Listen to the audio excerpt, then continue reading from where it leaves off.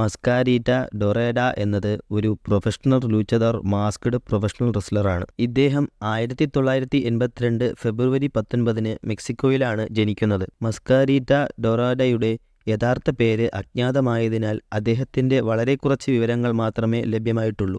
അദ്ദേഹത്തിന് 2 സഹോദരന്മാരുണ്ട്.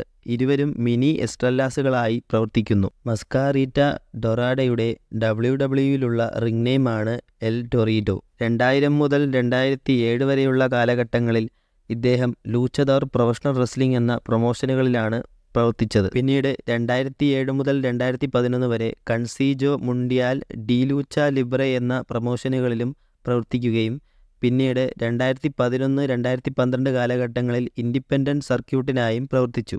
2013-2016 കാലഘട്ടങ്ങളിലാണ് ഇദ്ദേഹം WWEയിൽ പ്രവർത്തിച്ചിരുന്നത്. 2013 ഏപ്രിൽ 3 ഇദ്ദേഹം WWEയുമായി ഒരു ഡെവലപ്മെൻറ്റ് കോൺട്രാക്റ്റ് സൈൻ ചെയ്യുന്നതായി റിപ്പോർട്ട് ചെയ്തു. സെപ്റ്റംബർ 30 നടന്ന റോ എപ്പിസോഡിൽ എൽ ടൊറീഡോ എന്ന റിംഗ് നെയിമിൽ WWEയിൽ ഇദ്ദേഹം ഡെബ്യൂട്ട് ചെയ്തു. പിന്നീട് 2014 ജനുവരി 26 നടന്ന റോയൽ റംബിൾ ഇദ്ദേഹത്തിൻ്റെ ആദ്യ റോയൽ റംബിൾ ആയിരുന്നു. ആ മാച്ചിൽ ഇദ്ദേഹം 20-ാം നമ്പർ എൻട്രിയിൽ എൻ്റർ ചെയ്തു. ആ മത്സരത്തിൽ ഇദ്ദേഹം ഫണ്ടാങ്കോയെ എലിമിനേറ്റ് ചെയ്തു. പിന്നീട് റോമൻ റെയിൻസ് എൽ ടൊറീഡോയെ എലിമിനേറ്റ് ചെയ്യുകയാണ് ഉണ്ടായത്. WWEയിൽ ഇദ്ദേഹത്തിൻ്റെ ആദ്യ വിജയം ഫെബ്രുവരി 24 നടന്ന മെയിൻ ഇവൻറ്റിൽ 10-മാൻ ടാഗ് ടീം മാച്ചിലാണ്.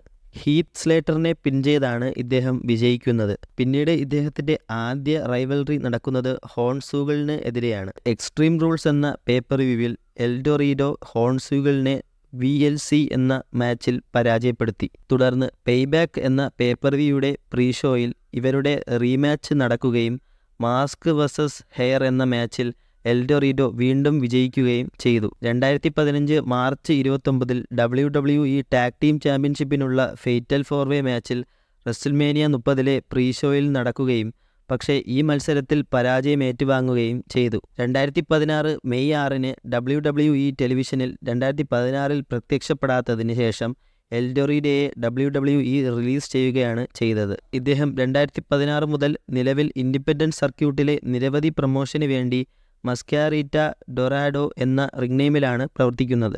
വീഡിയോ ഇഷ്ടപ്പെട്ടാൽ ലൈക്ക് ചെയ്യുക. ഇതുപോലുള്ള വീഡിയോകൾ നിങ്ങൾക്ക് ലഭിക്കുന്നതിനായി ചാനൽ കൂടി സബ്സ്ക്രൈബ് ചെയ്യുക.